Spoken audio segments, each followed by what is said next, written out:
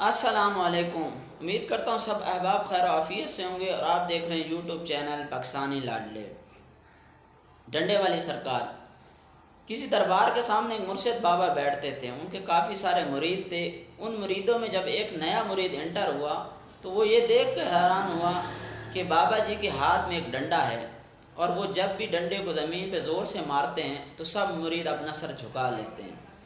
تعجب کے اس عالم میں ایک دن مرید نے پوچھنے کی جسارت کی تو مرشد بابا نے بتایا کہ میرے پیچھے جو تم مزار دیکھ رہے ہو اس میں ایک شخص دفن ہے، پہلے وہ اس گدی کا جانشین تھا، اب میں اس گدی کا جانشین ہوں۔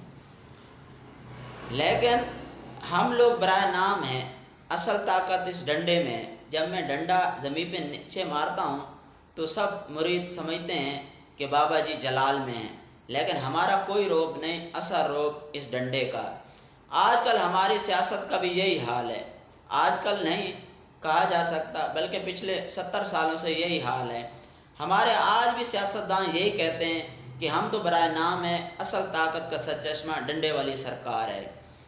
اور ملک کی جو حالت ہو چکی ہے اس میں سب ادارے، سیاستدانوں، سب کا اس میں کردار شامل ہے۔ آج کل آپ معاشی حالت کو دیکھ لیں تو جو موجودہ گورنمنٹ ہے اس نے ٹیکسز کی اتنی بھرمار کی ہے کہ پاکستان کے معاشی حالات ابتر ہو گئے ہیں۔ اس میں کوئی شک نہیں کہ موجودہ حکومت جو اقدامات کیے ہیں شاید اس سے پاکستان گرے لسٹ سے بھی نکل سکتا ہے اور ڈیفالٹ ہونے سے بھی بچ سکتا ہے، لیکن آپ یہ دیکھیں کہ موجودہ حکومت نے جو ٹیکسز عائد کیے ہیں کیا اس سے انڈسٹری چل پائے گی؟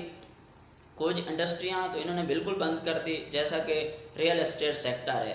انہوں نے یہ تو دیکھا کہ یہ ون مین شو ہے، یعنی کہ جو بھی ریئل اسٹیٹ کا کام کرتا ہے اس میں لوگوں کی کھپت نہیں، یہ چھوٹی انڈسٹری ہے، اس میں لوگوں کی کھپت نہیں۔ اس میں کوئی شک نہیں اس میں لوگوں کی کھپت کم ہے، لیکن آپ یہ دیکھیں کہ اس سے کافی ساری اور بھی انڈسٹریز افیکٹ ہوں گی، جن میں سریا دیکھ لیں، سیمنٹ دیکھ لیں، اور بھی کافی ساری چیزیں ہیں۔ لیکن یہ بھی دیکھ لیں کہ کنسٹرکشن بھی ریئل اسٹیٹ کا ایک ایسا سیکٹر ہے جس میں کنسٹرکشن میں کافی سارے لوگوں کی کھپت ہوتی ہے، لیکن گورنمنٹ میں ریئل اسٹیٹ سے ہٹ کے بھی کافی سارے انڈسٹریز پہ 10% ٹیکس لگا دیا ہے، یعنی کہ جو بھی انڈسٹری سال میں 15 کروڑ روپے کا بزنس کرتی ہے وہ 15 لاکھ روپے دے گی۔ آپ یہ سوچیں کہ اس موجودہ پوزیشن میں جو پاور انرجی کا جو ماحول، جو حالات بنے ہوئے ہیں کہ نہ گیس ہے نہ بجلی ہے، تو اس میں وہ انڈسٹریاں کیسے چلیں گی؟ اس میں کیسے مزدور کام کریں گے؟ وہ کیسے اپنے پے وغیرہ جو بھی مزدوروں کی ہے وہ انڈسٹری مالکان کیسے ادا کریں گے؟ گورنمنٹ نے اس بارے میں کچھ بھی نہیں سوچا اور آتے ہی اعلانات کر دیے۔ آپ پاکستان کا کسی بھی شہر لے لیں یا چھوٹا سا گاؤں لے لیں، وہاں پہ بجلی نہ ہونے کے برابر ہے، گیس بھی نہیں ہے، ماحول اور ڈیزل پیٹرول اتنی ان کی پرائسز جو ہے نا بڑھ چکی ہیں کہ چھوٹے جو کاروبار تھے وہ بالکل بند ہو گئے۔ آج پاکستان میں سب انڈسٹریل یا چھوٹے کاروباری طبقہ جو ہے وہ یہی کہتا ہے کہ اگر ہم لوگ چائنا سے کوئی بھی چیز امپورٹ کرتے ہیں تو وہ بجائے پاکستان کے سستی پڑتی ہے، لیکن پاکستان میں اگر وہی ہم لوگ چیز بناتے ہیں تو اس پہ کاسٹ ہی اتنی آ جاتی ہے ٹیکسز وغیرہ دینے کے بعد کہ ہم اس کو کم پرائس پہ مارکیٹ میں کیسے لانچ کریں۔ یہی حال پاکستان کا۔ اس حال میں معیشت اور کاروبار کو چلانا پاکستانیوں کے لیے بہت بڑا چیلنج ہے۔ اس چیلنج سے نمٹنے کے لیے نہ کسی سیکٹر کو کوئی رعایت دی گئی ہے بلکہ ٹیکسز کی بھرمار کرنے سے بالکل مارکیٹ کرش کر گئی ہے۔ 25 سے 30% ریئل اسٹیٹ کا سیکٹر جو ہے وہ بری طرح متاثر ہوا ہے اور کافی ساری انڈسٹریاں جو ہیں بند ہو چکی ہیں۔ آپ خود سوچیں کہ وہ بزنس مین کیسے کمائے گا جب کسی بھی شہر میں، پورے ملک میں کہیں پہ بھی بجلی مناسب قیمت پہ اور وقت پہ نہیں ملے گی، گیس کا بھی بحران ہوگا تو وہ انڈسٹری کیسے چلے گی؟ وہ اپنے مزدوروں کو پے کیسے دے گا؟ تو یہ سب کرنے کے بعد بھی جو ہے نا حالات اچھے نہیں ہو سکتے۔ اس کے لیے گورنمنٹ کو اچھے سٹیپس لینا پڑیں گے۔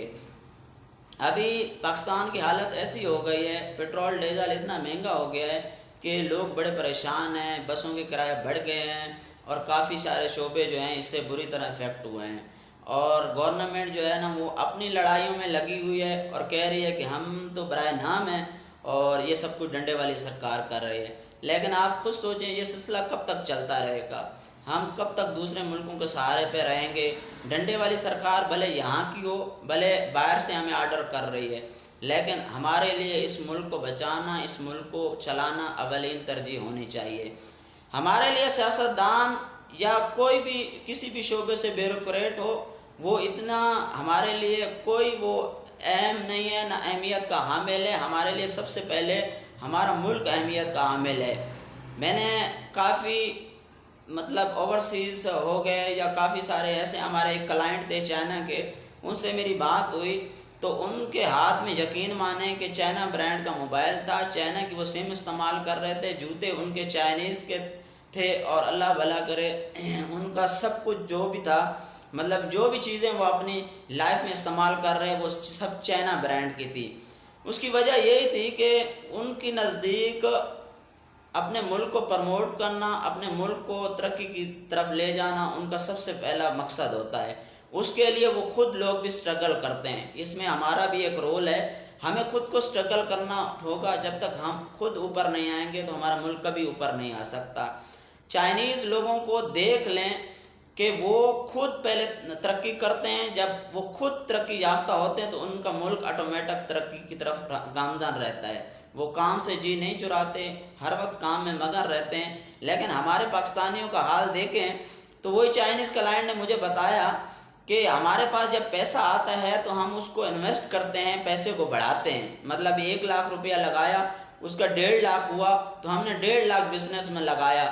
لیکن اس نے ایک مثال دی کہ ہم لوگ جو ہے نا پیسہ آتے ہی کوئی بائک وغیرہ، کوئی کار وغیرہ، اس طرح کی چیزیں ٹی پیں یہ اس طرح کی چیزیں ہم لوگ نہیں لیتے۔ اس کی وجہ یہ ہے کہ ہم پیسے کو انویسٹ کرتے ہیں، اس کو بڑھاتے ہیں، اس سے ہم ترقی کرتے ہیں۔ جب ہم لوگ ترقی کرتے ہیں تو ہمارا ملک اس سے ترقی کرتا ہے۔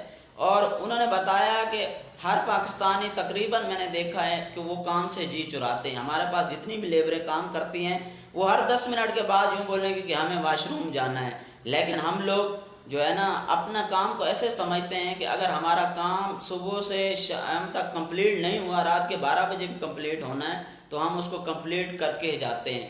یہ پریکٹیکلی میں نے خود اپنی نظروں سے ان کو دیکھا ہے، ان سے پوچھا ہے۔ ایک پاکستانی انجینئر ان کے ساتھ کام کر رہے تھے، اس نے مجھے خود بتایا کہ بھائی اگر ان کا کام مغرب تک ختم نہیں ہوتا، ایک پروجیکٹ پہ یہ کام کر رہے ہیں تو رات کے اگر 12 بھی بج جائیں تو یہ لوگ اس پروجیکٹ پہ کام کرتے رہتے ہیں، کام اپنا کمپلیٹ کر کے دیتے ہیں۔